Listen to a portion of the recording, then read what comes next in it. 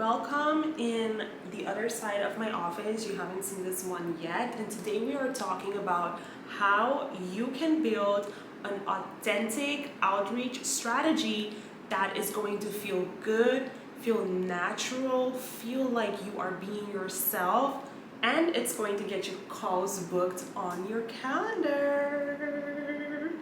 Quick personal story, I used to freeze when I had to do outreach.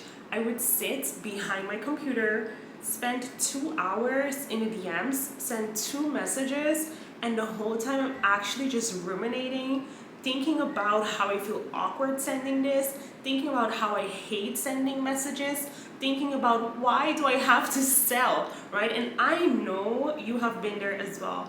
And you also know that as a business owner, outreach is the way to put yourself in front of your potential client super quickly, right? So it's the bridge that's going to connect revenue with your potential clients and help you grow your business. Going back to my story, and I was sharing this in a Facebook Live the other day, I grew my business only with outreach. I got to my first 8K months in my business only with outreach. And why is that? Because my messaging wasn't working. And a lot of the times we are told, fix your messaging, fix your content, get those inbounds. The reality is when you are a service provider, you are not the only one. There are so many other people. And yes, we can keep fine-tuning our messaging and our positioning, but you cannot wait for your messaging and your positioning to be doing its job for you to be getting clients, okay? If I had waited 7 months, right? Because it took me 7 months to get to 10K months consistently. If I had waited for those 7 months for people to come to me, I would not have signed any clients, right? My business would not have grown as fast. So if you right now are wondering, how is it that I can do outreach in a way that feels authentic and aligned, you have to watch this video because we are going to talk about the mistakes you're making right now and what it is you need to be doing so that your outreach is something you enjoy. So why does traditional outreach feel so icky and so gross? Okay, so a lot of the times, I'm really feeling my hair. A lot of the times it's coming from you not being authentically yourself, right? So you have these scripts, people tell you, okay, you have to start a conversation like this, you have to follow up like this, but it's not really you. It's not how you communicate in real life, right? So that's where the issue comes from. The most scripts are made by men because actually 90% of the sales industry is something that men are in the driver's seat of when it comes to generating content. So look around you, how many female coaches are there that are talking about how to sell in a way that feels authentic? Not a lot, right? So because of that, most of these scripts, most of these strategies are designed by men, and for them it feels fine, right? And traditionally, this industry has really been working on this volume first approach. However, we are coming to the end of that era. Volume first doesn't work anymore. Volume is always going to be important, but what's more important now to stand out in the sea of volume is going in depth and deeper connection. And your outreach strategy is still focused on volume based. The other thing is that right now you're not really understanding what it is that you have to do. So therefore, you're just copying these scripts, right? You're not even thinking that you're talking to people and you're just going ahead and you're pitching first rather than focusing on building connection. And the difficult part of all of this is the emotional toll it takes on you. The small talk, the having an agenda when you actually, you're not even focusing. The small talk, the having an agenda, the pitching first rather than building the connection, the copying of the scripts, all of that has an emotional toll because it feels heavy. And when something in your business feels heavy, you will not enjoy doing it. You're gonna have a lot of resistance. And when resistance is high, there's going to be no results, and you're going to start convincing yourself that you have to invest in all of these content strategies so you get more inbounds. Okay, so I want you to realize that in your business, you need to have different methodologies that get you calls booked. And that is exactly what I teach my clients as well. It's not only about having an outreach strategy, it's about having an outreach strategy that works for you, and also having different methods like events, being able to have content that gets you inbounds that is working for you. But outreach is the one that you cannot deny because it gives you so much control of your sales activity, and therefore it's really a productivity boost when it comes to your sales. So what is this 3-part authentic outreach framework that I'm going to be teaching you today? Okay, so let's think about the conversation in this way. So a conversation always starts, then comes the next part, which is having some more deeper connection, and then we're going to talk about how you're going to translate into business. So the first part of this framework is focusing on authentic connection. And this is where typically it goes so wrong, because everyone is focused on sales. And what happens when you're focused on selling is that the first message you send has a question in it.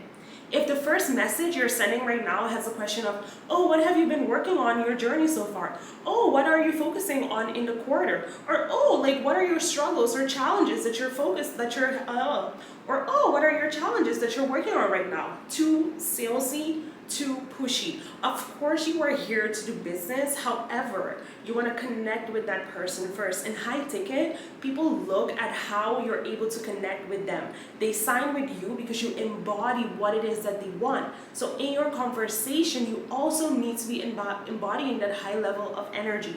What I mean with high level of energy is just focusing on the connection rather than focusing on the outcome that you want, right? So it's really embracing the process, connecting with someone. In the age of AI, so much of connection is missing because everyone is just using AI chatbots, for example, and they're not really taking the time to authentically connect. Okay, so if you want to have the conversations that feel good for you, be yourself. When you're talking with someone offline, what would you connect with them on? Hey girl, love that purse you're wearing. Hey girl, I see you did your hair. It looks amazing on you. Keep killing it. This is nice. If someone comes in your DMs and gives you an identity compliment, you're gonna be so happy with that. So go ahead and do that with people. So go ahead and do that, review your messages right now and check how are you opening that conversation with that person. The second part that I want to highlight of this framework is the following, and it's to always lead with value. So the mistake a lot of people make is that instead of focusing on how they can help someone go forward in their journey, they're too focused on asking a lot of discovery questions in the DMs. In the DMs, when you're doing outreach and you want someone to immediately see your authority, what you have to do is lean into that authority. Offer someone insights. So after connecting with someone and building some rapport, it's really important that you don't go into the friend zone, because that's what happens when you don't transition in to the business piece. So transitioning into business means, hey, actually, I have some ideas for you on how you can achieve X, Y, and Z. Are you open for this? Let me know. I'll share some voice notes or visuals with you. So it's really about stepping into your role as the coach, as the mentor, as the agency owner, as the consultant that knows that, hey, now that I have connected with this person, I'm actually ready to just test if right now they are currently thinking about ways to improve whatever outcome it is that you help them with. And this is the part where a lot of people, they struggle. And the reason why I see a lot of my clients at the beginning struggle with this is because the fear of rejection comes up. However, to do outreach effectively, you have to accept that it's a numbers game. So that means that potentially 8 out of 10 people that you're going to speak to maybe right now are not going to buy that solution. And it matches as well with the statistics of who is going to buy now. Typically, it's 3% of your total audience that is looking for a solution. So it's the same thing when you are doing outreach. It does not mean that in the future they won't buy. You have to build that relationship, okay, which also goes into the third part of the framework, relationship building, aka following up. All right, so following up is part of the sales strategy. Any sales consultants, if they come into your business and they say, hey, I'm gonna design a sales strategy for you, they will design it from the first touch point to the follow-up touch points. And why is that? Because statistically, and also looking at the customer journey when someone is going to buy, they can be in different levels of awareness. Maybe someone right now is not really aware that they have a problem. You reached out to them, you asked them if they would be open for some insights. They said no, because they're not aware they have that problem. 2 months from now, they are in pain, they're screaming and they need help. So when you follow up, you're building that relationship. So when the time is right, when the stars are aligned, you're able to have that conversation with your potential client. High ticket sales especially is about relationship building. We are not in the era where people are just throwing 5K, 6K, and 10K anymore. You have to be building relationships, which means following up. When it comes to follow-up, today I was giving a DM implementation class to the students inside the Identity Sales Accelerator, and we were talking about following up in a way that feels natural and feels good for you. So again, it's the same thing with the whole outreach strategy. Because of the resistance, because of the feelings of potentially getting rejected, there is a lot of resistance when it comes to following up. What if I told you, have you considered this, that following up can just be like catching up with someone that you haven't seen in a really long time? What you don't do is saying, hey, just following up with you, right? We don't do that. What we do is we lean into value. We lean into value from the first time we offer value to when we follow up. Because what you want to do is show people that you really care about them. You really care about their journey. You want the best for them, right? Because think about it, your offer in the end is just something that's going to be in the middle from where they are and where it is they want to be to close that gap. So if you truly care about helping them close that gap, you want to make sure that you're always leaning into value and you're always offering them new insights, because as time passes, people come to realizations. I promise you that I have had clients that I spoke to for 4 months. Some found me in 36 hours, they became a client, but some of them were follow-ups. They came to a few events before they made their decision. So for your outreach to feel natural, you also have to get comfortable with following up with people and having that to be part of your strategy without you feeling icky about it. That part with follow-up is so key, because when you're focused on value, it feels more natural to you because you're actually focused on helping someone. The other tip I want to give you is always ask for permission. When it's in outreach, it's always good for your language to not be forceful or telling, but to be more inviting and just to ask for permission directly. Because when you ask someone for permission, you're actually showing them that you care and that you respect them and that you understand that, hey, right now, I know that I'm doing outreach, okay?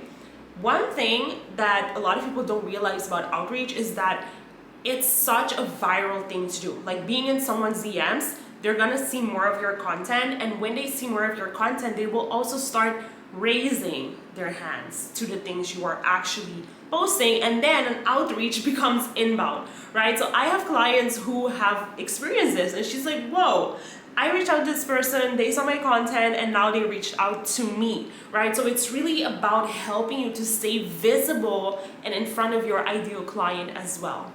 So what are some common mistakes that I want you to stop doing right now? Number one is sounding robotic or scripted, right? So how do you sound scripted when you're not reading? It's the same thing as listening. When someone is talking or typing something and you're not paying attention to their tonality or their energy. Okay, that's number one. Number two is I want you to stop separating offline communication from online communication. What do I mean with that? For example, if you had an appointment with someone in real life and they didn't show up, you would call them and ask them, hey, what's going on? Like, we made an appointment, I'm here waiting for you, where are you, right? In the online world though, what happens? Someone doesn't show up and there you go. Oh, they ghosted me, they left me on scene, da da da da. We don't have to separate them because they're not that different. Of course, when we are online, people tend to act out more because there isn't like a physical, immediate consequence, right? That is going to potentially mean something for their status, how they're perceived in society or whatever. However, that does not mean they should be acting differently, and it doesn't mean that you need to be acting differently. So I want you to stop separating offline communication from online communication and just see it as an extension of rather than a completely different world. The other mistake I want you to stop doing right now is to pitch or ask questions the first time you're reaching out to someone. There's no rush. I promise you, there's no rush. No one is going anywhere. Buyers are always going to buy. You want to focus on having a great foundation with the person that is going to potentially be investing their hard-earned money into you. You want to focus on connecting first, which means asking no questions, not talking about business, but just focusing on authentic connection with someone. So to recap, authentic connection is about really understanding that what we're doing here is we are talking to another human being. And it means also that you have to go on that journey to understand what the scripts are about, but to not copy and paste them, but to make them your own, right? Because you know how to communicate. Of course you do, right? So you don't have to just follow scripts. You just look at what it is that they're trying to achieve and you make it your own, and you are just yourself, right? So what I teach my clients as well is using different modalities of communicating and outreach so it's even more authentic and personal. For example, sketches. I used to do sketches. That got me to my first 8K months. Sending voice notes, being more personal, them hearing the tone in your voice makes everything more human and more personal. Okay, so if you want to have the full framework and you want to have the full script, then I invite you to download it in the description below. If you are ready to start working on your sales skills so you can consistently sign clients, then I invite you to book a call with me so we can evaluate which one of my programs is going to suit your needs. All right, thank you so much. Remember to subscribe and I'll see you next week. Bye.